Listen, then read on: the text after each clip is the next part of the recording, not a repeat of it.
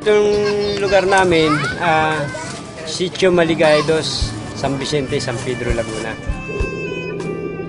Siyempre, alam mo naman, ganitong lugar, squatter area, tabing release, dikit-dikit ang bahay. Madilim talaga rito sa lugar ko na to. Wala kami dito sa loob, lagi kami sa labas. Nadadapa kasi madilim, yung dadaan mo, hindi mo alam, may nakaharang. Tutulog na lang ako, wala ilaw eh. Ang tawag nila sa akin dito si Mang Dimi Solar. Napaliwanag ko yung mga bahay nila madilim. Bubutas ka ng yero, lalagay mo yung bote, lagyan mo siya ng sealant, bago lagyan mo siya ng tubig na mineral, lalagyan ng sunrox. Bago kabit mo sa bahay, lagyan mo sealant mo para hindi tumulo. Ganun lang kasimple yun.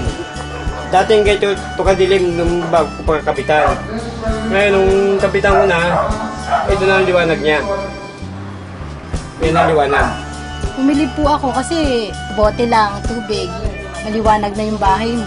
Bumaba yung ko, binayaran ko ngayon. Simula nung makabitan ako dito. At saka itong solar bottle bulb na to, hindi mainit.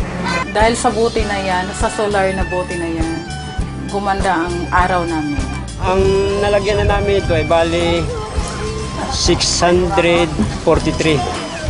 Gusto nga namin tuloy-tuloy para marami nga matulungan mga tao rin na yung maliwanagan mga bahay nilang madidilim. Parang katulad na rin ng bumbilya. Dati natin nakakalimutan at pakinabangan na ngayon.